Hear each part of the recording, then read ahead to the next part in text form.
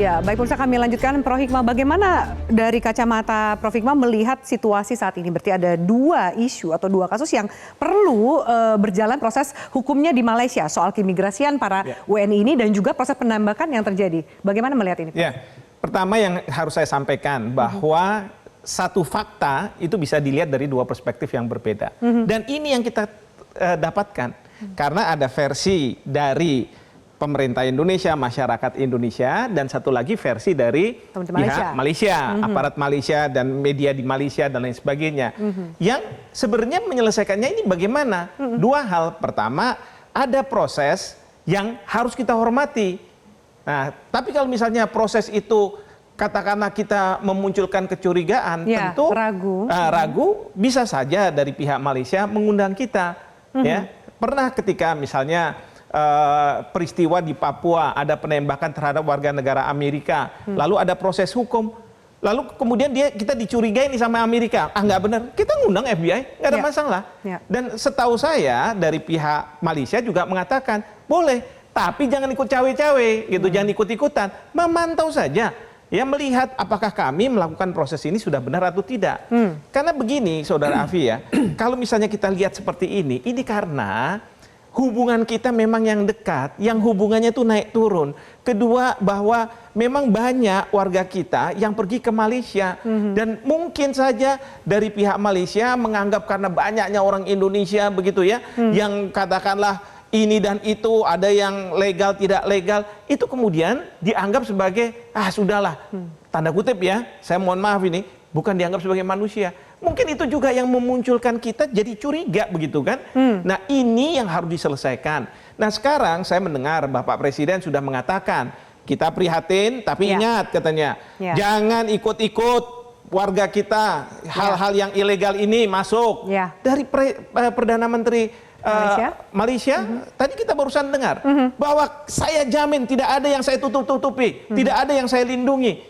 Nah, sekarang pantasnya adalah kita harus menunggu investigasi. Masalah hukumnya paling tidak ada 3 nih. Pertama adalah berkaitan dengan masalah warga kita yang mungkin pada waktu itu ketika keluar dicegat oleh patroli yang memang punya kewenangan, ya kan? Apakah warga kita itu melanggar hukum atau tidak menurut hukum Malaysia? Yang kedua adalah berkaitan dengan apakah tindakan dari aparat Malaysia ini sudah sesuai dengan prosedur dan proporsional atau tidak. Ya. Nah, kalau misalnya yang ketiga ternyata tidak, otoritas aparat oknum ini kan juga bisa diproses. Jadi kita harus tunggu dulu. Masih banyak. Ini mohon maaf ya. Kadang-kadang nih saya lihat ini, kita langsung menjudge gitu, menghakimi bahwa ini salah. Kita kan nggak tahu siapa yang ada di booth itu. Apakah semua adalah penumpang? Apakah ada nakhoda? Apakah nakhoda itu dia memang pekerjaannya mencari orang-orang ilegal yang mau keluar? Sindikat dan lain sebagainya. Kan kita juga nggak mau kalau misalnya sindikat yang kita harus lindungi. Iya kan? Bapak Presiden sudah menegaskan seperti itu. Nah, itulah yang harus kita lihat, kita tunggu. Ya, jangan kemudian memperuncing masalah ya berdasarkan apa? Asumsi. Anda melihat sentimen negatif itu terjadi di diskusi publik? Sekarang terjadi. Ini yang saya berharap para pejabat di pemerintahan itu tolong menyampaikan sesuai dengan kapasitas, informasinya ini dan sebagainya, dan memberi pemahaman. Ya kan? Kenapa Bapak Presiden ini mau mengembangkan yang namanya good neighbor policy, kebijakan luar negeri yang kita ini saling bertetangga baik. Nah, kalau misalnya didasarkan pada kecurigaan, bagaimana kita bisa hubungan itu tidak akan terjadi ya, Prof Hikmanto. Oke, baik. Sebelum minta tanggapan dari kedua narasumber, saya mengajak Anda untuk mendengarkan cerita atau juga keterangan dari keluarga salah satu WNI korban penembakan aparat Malaysia. Bapak Azrai adalah adik dari almarhum Basri, WNI yang tewas akibat penembakan aparat maritim Malaysia. Pak Azrai, selamat malam. Selamat malam, Mbak. Iya, Pak Azrai mungkin sudah mengikuti berbagai statement dan juga perkembangan terbaru yang tadi disampaikan. Seperti apa update terbarunya dari Malaysia. Saya mewakili Metro TV mengucapkan turut berduka cita Bapak atas kehilangan yang dialami keluarga Bapak saat ini. Tapi boleh Bapak ceritakan seperti apa kronologi kejadian yang diketahui oleh pihak keluarga, Pak? Kami dari pihak keluarga setelah mendengar atau mengetahui tentang kejadian saudara kami ini, kami melihat di layar kaca atau di berita yang terkait dengan pemberitaan kejadian ini 2 hari setelah kejadian itu. Jadi ditengok itu warga Indonesia, Rupat, tentu kami merasa prihatin bahwa ini mungkin yang terjadi atau yang mendapat baku tembak ini sepertinya tepat pada keluarga kami tersebut. Pak Azrai, bisa Bapak jelaskan dari versi keluarga sebenarnya apa pekerjaan dari almarhum Basri ke Malaysia, Pak? Dan apakah itu diketahui oleh pihak keluarga? Kami dari pihak keluarga, memang kami mengenali saudara kami ini yang bernama Basri, tapi kami keluarga tidak mengetahui keberadaannya, kehidupannya, kemanakah dia itu mencari sebuah pekerjaan, kok bisa sampai ke Malaysia sana. Jadi kami tidak mengetahui.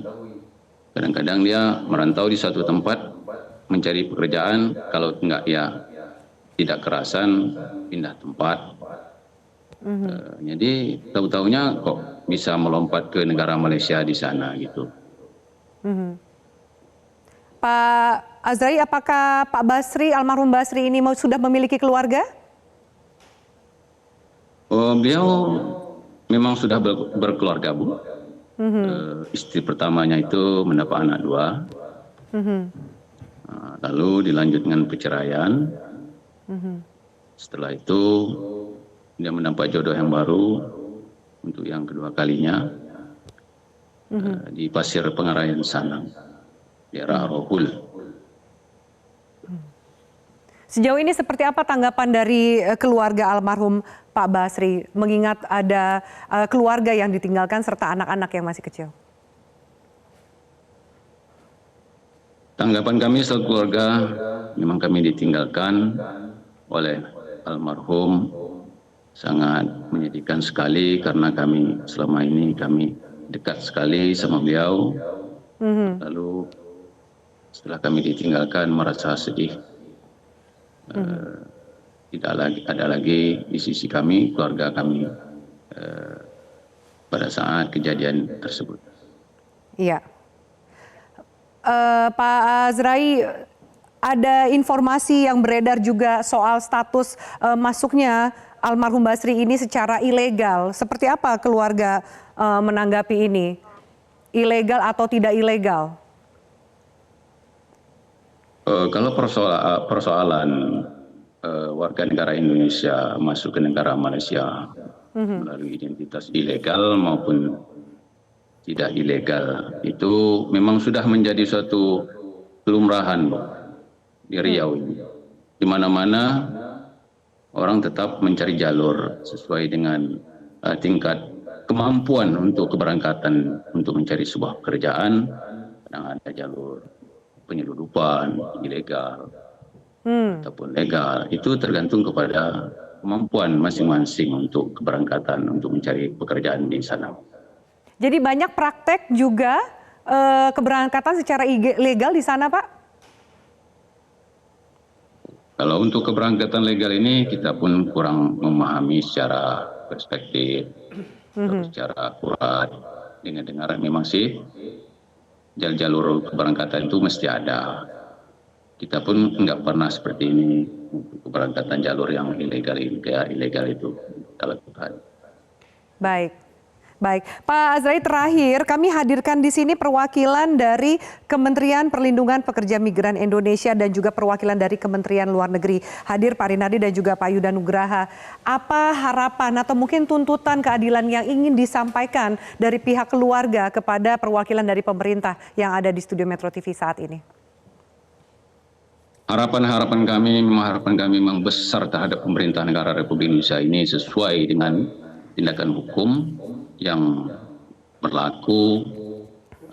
Kami sangat juga mempunyai harapan kepada Pak Presiden, Bapak Ketua MI, Kementerian tentang penanggulangan warga negara Indonesia ini. Jadi maka daripada itu kami berharap pada pemerintah yang terkait yang berwenang tindak tuntas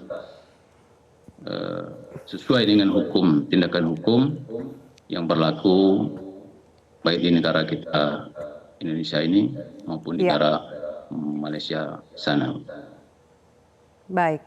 Baik Pak Azrai, terima kasih banyak untuk waktu Bapak pada malam hari ini di Top Issue Pak. Terima kasih banyak. Salam untuk keluarga di sana. Dan pemirsa, seperti apa tanggapan dari perwakilan pemerintah atas harapan dan juga tuntutan keadilan dari pihak keluarga korban penembakan di Malaysia? Kami hadirkan sesaat lagi. Tetaplah bersama kami.